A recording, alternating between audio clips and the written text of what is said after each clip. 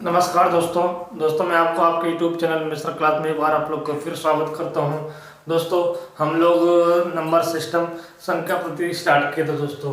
तो आज हम लोग दूसरा पार्ट इसका पढ़ेंगे और हम लोग आगे कंटिन्यू करेंगे। तो पहले पार्ट में हम लोग ने बहुत सारी बातें आप लोग से कर लिया था। एकदम बेसिक चैप्टर हम लोग पढ़ रहे हैं अभी, ठीक है। तो पहले पार्ट में क्या क्या हुआ था जल्दी से चलिए हम लोग रिविजन कर ले, उसके बाद हम लोग आगे बढ़ते हैं। तो सबसे पहले पार्ट हम लोग बात किए थे नंबर के बारे में, संख्या। अब के मैथ में गणित में संख्याएं कितनी होती हैं हमने आपको पहले वीडियो में बताया था कि जो संख्या होती है हमारे पास मेन संख्या कितनी होती है आपकी। यहाँ पर संख्या कितनी होती है 10, ठीक है। 10 कौन कौन सी होती है तो आप बोलोगे 0 से लेकर 9 तक कोई संख्या यहाँ पर माना गया है। बाकी जो भी नंबर्स लिखे जाएंगे यहाँ पर, ठीक है, बाकी जो भी नंबर्स यहाँ पर लिखे जाएंगे वो नंबर इन नंबर को मिलाकर यहाँ पर नंबर बनाए जाएंगे। जैसे मैं बोल दूं यहाँ पर लिखा हुआ है 12, ठीक है। तो ये 12 एक संख्या नहीं है, संख्या बेसिकली तो क्या है 0, मतलब कि जो रियल संख्या होती हैं दोस्तों, कहने का मतलब समझिएगा, जो रियल संख्या होती है 0 से 9 तक ही होती हैं। 0 से 9 के तक जो संख्याओं की, इन संख्याओं को हम लोग लेकर और बहुत सारी संख्याएं बनाते हैं, ठीक है। तो 12 आपकी संख्या तो है, लेकिन इसमें देखो एक संख्या और दो, एक और दो को मिलाकर यहाँ पर बनाई गई है, ठीक है। एक और दो को मिलाकर यहाँ पर संख्या बनाई गई है, इतनी बात हमने बताई थी। तो संख्या क्या होती है, संख्या 0 से 9 तक की संख्या मानी गई है। इनकी अगर हम काउंटिंग करेंगे तो कितने नंबर आएंगे, 10 नंबर आएगा, ठीक है। 0 से 9 तक के बीच में कितने नंबर होंगे, 10 होंगे, मतलब 0 से 9 तक लेकर, ठीक है। 0 और 9 को भी लेंगे, बीच वाली संख्या नहीं। 0 से 9 तक के जितने भी संख्या है वो 10 संख्याएं हैं, ठीक है। और हम लोग ने यहाँ पर संख्या बताया कि 12 आप जोड़ लो, आप 15 लिख लो यहाँ पर, ठीक है। तो जितने भी संख्या मान लो 109 लिख दिया मैंने, तो ये क्या होगा 0, देखो आपने बता दिया, 9 आपने बताया, 1 बताया, तो इनको मिलाकर ही संख्याएं और भी संख्याएं यहाँ पर बनाई जाती हैं। तो यहाँ तक मैं समझ में आ गया, इसको मिटा देता हूँ, ठीक है दोस्तों। अब चलते हैं आगे। हमने बताया था कि यहाँ पर पूर्णांक के बारे में बताए थे, ठीक है, पूर्णांक के बारे में, तो उसको भी देख लेते हैं तुरंत, ठीक है। पूर्णांक पूर्णांक पहले हमने दो टाइप की बताई थी। एक हमने बताया था धन पूर्णांक, एक बताया था ऋण पूर्णांक, ठीक है। धन पूर्णांक वो होती है जो 1 से स्टार्ट होती है, 1 2, और कहाँ पे खत्म होती है, इन्फिनिटी पे, ठीक है। जो 1 से स्टार्ट होती है वो कहाँ पे खत्म होती है, इन्फिनिटी पे खत्म होती है, अनंत पे खत्म होती है, ठीक है। फिर मैंने बताया था कि आपका ऋण पूर्णांक क्या होता है, -1 -2 -3, कहाँ तक, इन्फिनिटी तक। ये नंबर को हम लोग ऋण पूर्णांक कहते हैं, ठीक है। अब यहाँ पर देखिएगा, आप देख रहे हो कि 1 2 3 4 ये सबसे छोटे संख्या है, क्या है, ये सबसे छोटी संख्या है, नीचे तीर, ठीक है। फिर उसका जब हम लोग आगे बढ़ते हैं तो संख्या क्या होती है, बढ़ती जाती हैं। जब हम लोग आगे बढ़ते हैं तो संख्या क्या होती है, यहाँ पर बढ़ती जाती है दोस्तों। तो इसको हम लोग बोलेंगे कि ये इंक्रीज नंबर है, मतलब कि ऐसे नंबर जो धन में हो, ऐसे नंबर जो पॉजिटिव हो और इंक्रीज होते लगे, लगातार इंक्रीज नंबर को हम लोग क्या बोलते हैं, धन पूर्णांक बोलते हैं, ठीक है, समझिएगा, ठीक है। लगातार इंक्रीज नंबर को ही हम लोग क्या बोलते हैं, धन पूर्णांक बोलते हैं, ठीक है, यहाँ तक। अब यहाँ पर देखिएगा ये जो -1 है ये क्या है, सबसे बड़ी संख्या है, ठीक है। अब जैसे जैसे हम लोग आगे बढ़ेंगे, सबसे बड़ी, फिर उससे छोटी, फिर उससे छोटी, फिर क्या होगा, उससे छोटी, तो यहाँ पर जो होता है सबसे छोटी हो जाती है, ठीक है दोस्तों। यहाँ पर सबसे छोटी है, आगे जाएंगे तो सबसे बड़ी हो जाएगी। तो यहाँ पर क्या होता है, संख्या क्या होती है, बढ़ती जाती हैं। यहाँ पे संख्या क्या होती है, घटती जाती हैं, ऊपर से नीचे आता है, घटती जाती हैं। तो यहाँ पर क्या होता है, डिक्रीज नंबर चलती हैं, ठीक है। ये सारी चीजें हमने बता दिया था, ठीक है। तो अब देखिएगा ये धन पूर्णांक, ये ऋण पूर्णांक। अब एक संख्या और छूट गया आपका, एक संख्या होती है 0, तो पूर्णांक क्या होता है 0। ऋण पूर्णांक और धन पूर्णांक वाली संख्या को हम लोग पूर्णांक में काउंट करते हैं। जैसे मैं एक टेबल, एक लाइन बना दूं, इस लाइन के बीच में मैंने 0 मान लिया, इधर वाली लाइन को हम लोग, इधर वाली लाइन को 1 2 3 4 मान लिया, ठीक है। यहाँ पे -1 -2 -3 नंबर्स ले लिए, तो इन पूरी प्लेट को, इन पूरी लाइन को हम लोग क्या बोलेंगे, पूर्णांक बोलेंगे। पूर्णांक में धन भी धन संख्या भी आएंगी, माइनस संख्या आएंगी, नेगेटिव संख्या भी आ जाएगी, ऋण संख्या भी आ जाएंगी और जीरो भी आएगी। इन सबको हम लोग पूर्णांक बोलेंगे। यहाँ तक बात हम लोग ने कर लिया था दोस्तों, ठीक है, ये बात हो गई थी।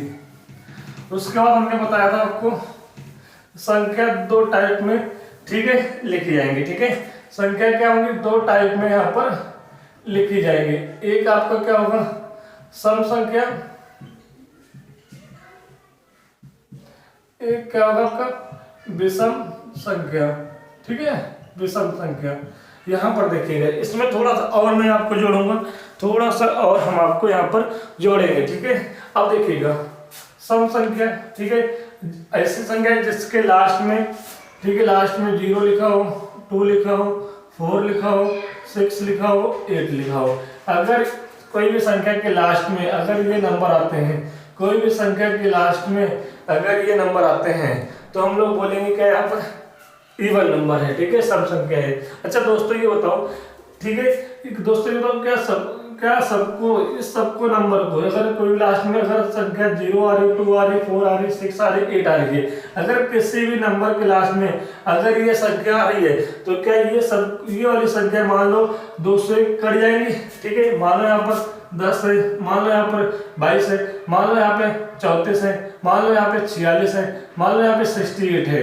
ठीक है, लास्ट में 0, 2, 4, 6, 8 आ रही है। तो मेरा मतलब है कि जो नंबर यहाँ पर लिखे हुए हैं, ठीक है, तो क्या ये नंबर सारे लास्ट में जो आएंगे 2 से कट जाएंगे, तो बोलोगे हाँ ये नंबर सारे 2 से कट जाएंगे। ठीक है, यहाँ तक समझिएगा, मतलब ये 10 भी कट जाएगा, 22 भी कट जाएगा, 34 भी कट जाएगा, 46 भी और 68 भी यहाँ पे कट जाएगा। एक चीज आपको यहाँ पे ध्यान देनी है। ठीक है, यहाँ पर डेफिनेशन में पहली डेफिनेशन क्या आ जाएगी, ऐसी संख्याएं जिसके लास्ट में 0, 2, 4, ठीक है, 6, 8, अगर ये नंबर लास्ट में आ रहे हैं किसी भी संख्या के लास्ट में, तो उन संख्या को हम लोग सम संख्या बोलते हैं। ठीक है, और हमने दूसरी चीज बताई है, सेकंड बात ये बताइए कि इन सब की जो लास्ट में संख्या ये सब आते हैं, जिस संख्या के लास्ट में ये सब संख्या आते हैं, ठीक है, एग्जाम्पल में दिया है, सारे संख्या क्या होती हैं, 2 से डिविजिबल हो जाती हैं, 2 से कट जाती है। ठीक है, तो क्या ये बताओ मुझे, तो क्या ये अगर किसी भी संख्या के लास्ट में अगर ये संख्या आती हैं, तो देखिए किसी भी संख्या के लास्ट में अगर ये संख्या आती है, तो क्या ये 4 से कट जाएंगी। ठीक है, 2 से तो 100% कट जाएंगी। अब मुझे बताओ कि अगर किसी भी संख्या के लास्ट में अगर ये नंबर्स आते हैं, जैसे मैं एग्जांपल यही ले लूं, तो क्या ये सारे नंबर 4 से कट जाएंगे, तो जवाब आएगा नहीं कटेगा। तो क्या ये नंबर सारे 6 से कट जाएंगे, जवाब आएगा नहीं कटेगा।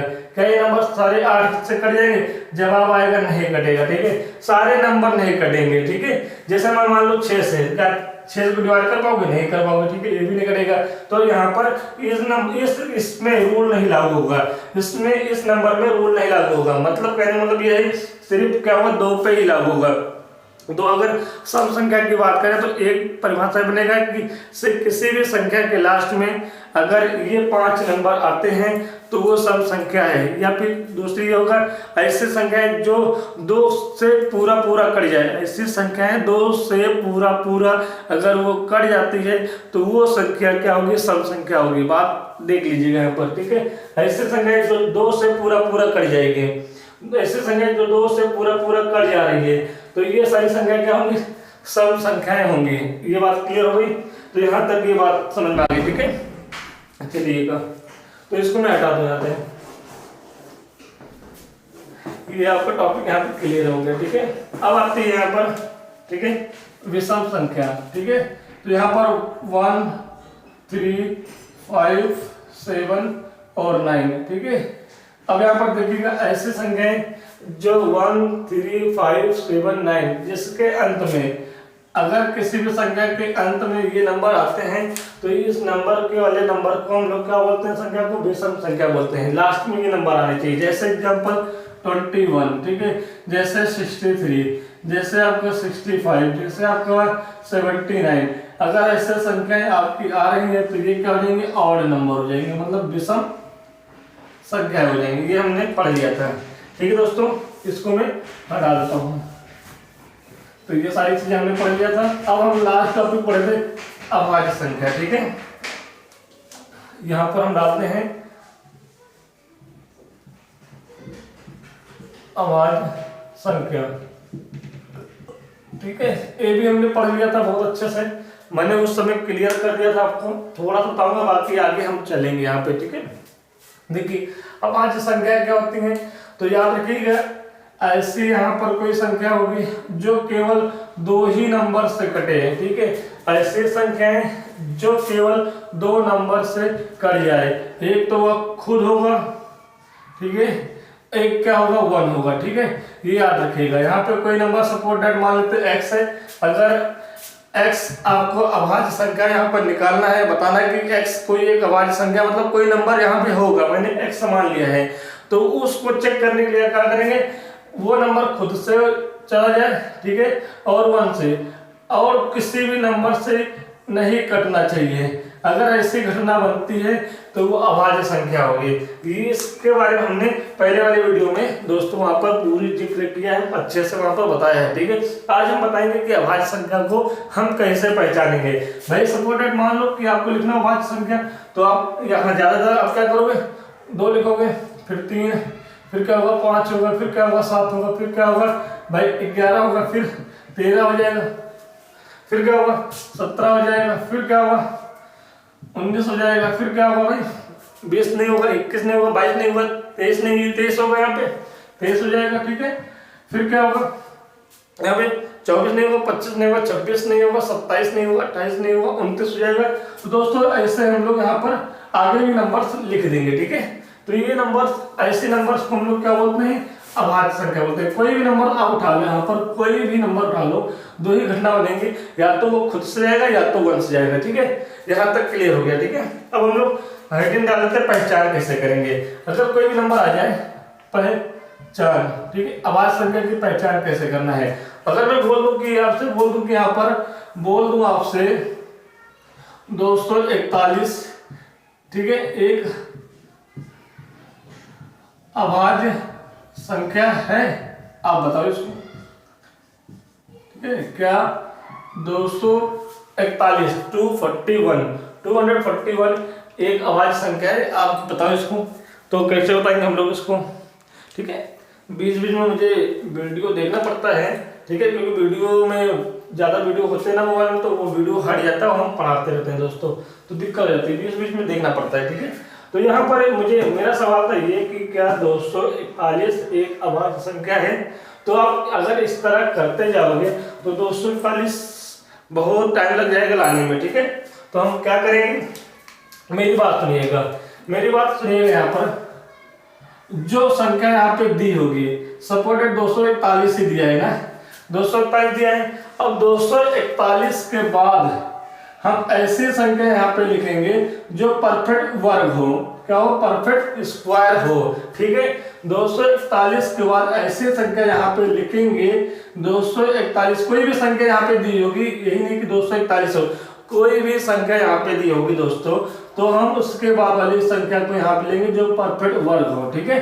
परफेक्ट वर्ग क्या होती है, जैसे मैं बोल दूं कि 1 का स्क्वायर 1, ठीक है, 2 का स्क्वायर 4, ठीक है, 3 का स्क्वायर 9, 4 का स्क्वायर 16, 5 का स्क्वायर 25, 6 का स्क्वायर कितना हो जाएगा आपको 36, ठीक है। ऐसे ऐसे 12 का स्क्वायर 144। तो ये जो नंबर आते हैं, ये जो नंबर होते हैं, यही क्या होते हैं, परफेक्ट वर्ग होते हैं, परफेक्ट स्क्वायर होते हैं, ठीक है।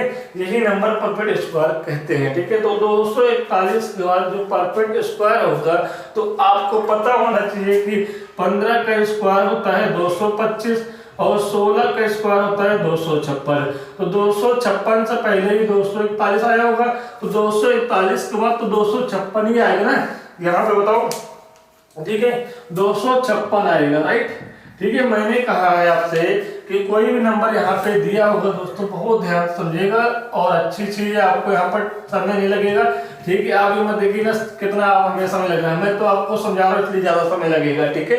तो आप एक बार समझ लोगे, तो 241 दिया हुआ है, 241 के बाद हमें क्या करना है, परपेट वर्ग लिखना है, परपेट स्क्वायर वाली संख्या लिखनी है, पूरी संख्या लिखनी है, ठीक है। यहाँ पे 16 मत लिख देना है, 16 का स्क्वायर क्या होता है, 256 होता है।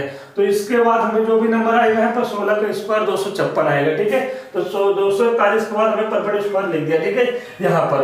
तो ये होता क्या है, तो बोलोगे सर ये 16 का स्क्वायर होता है, ठीक है। तो हम क्या करेंगे, जो परफेक्ट वर्ग था उसको मैंने यहाँ पर एक्चुअल में 16 का स्क्वायर होता है, लिखिए। अब जो ये 16 आया हुआ है, अब ये 16 जो आया हुआ है, 16 से पहले जो भी अभाज्य संख्या है उसको लिख लो। 16 से पहले जो भी अभाज्य संख्या है उसको आप लिख लो। तो 16 से पहले जो अभाज्य संख्या होगी, एक तो आपको 13 होगी, ठीक है, एक आपके 11 होगी, फिर आपका क्या होगा, 7 होगा, 5 होगा और 3 होगा और 2 होगा, ये नंबर होंगे। 16 से पहले जो भी अभाज्य संख्या है उनको लिख लो। और ये जो संख्याएं हैं इससे चेक करो क्या ये पूरा कट जा रहा है, 2 से कहीं कटेगा, नहीं कटेगा, ठीक है। 2 से पहचान पता है आपको, 3 से क्या ही कटेगा, चेक करो, 6 एक साथ नहीं कटेगा ये, ठीक है। 5 से बिल्कुल ही नहीं कटेगा, फिर क्या होगा, 7 से नहीं कट जाएगा, ठीक है, 7 से भी नहीं कटेगा। इसी प्रकार ये 11 से भी नहीं कटेगा और 13 से भी ये नहीं कटेगा, ठीक है।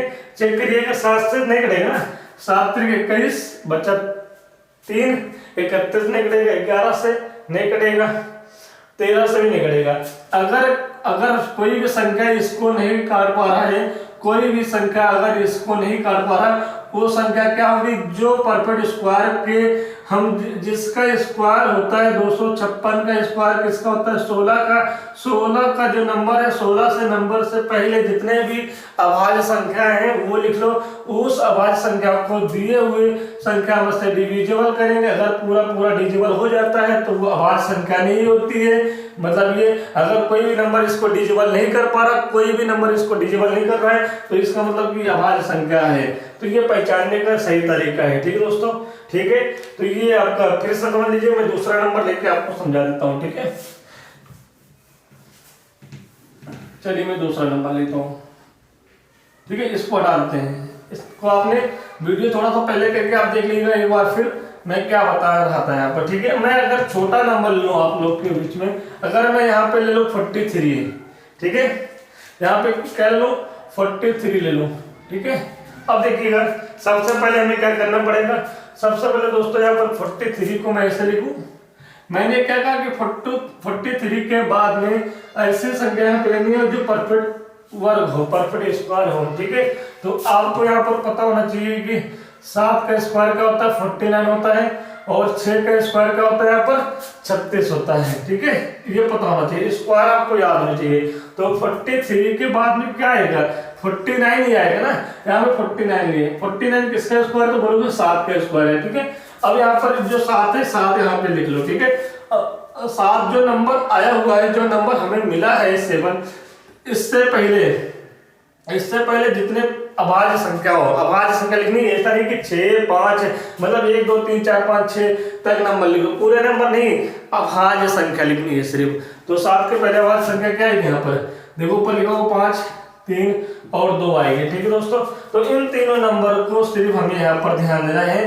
2 से काटो 43 नहीं कट रहा है, 3 से काटो नहीं कट रहा है, और 5 से भी नहीं कट रहा है। इसका मतलब कि ये 43 अभाज्य संख्या है। क्या है, 43 अभाज्य संख्या है। तो अब आपको समझ में आ गया होगा, ऐसे अगर कोई भी संख्या दी होगी, अभाज्य कोई भी संख्या आपको दी होगी, पहचानने का बढ़िया तरीका है कि आप उस नंबर को लिखो। उसके बाद हमें क्या करना है, उस नंबर के बाद हमें परफेक्ट वर्ग स्क्वायर लिखना है, ठीक है, परफेक्ट स्क्वायर लिखना है, ठीक है।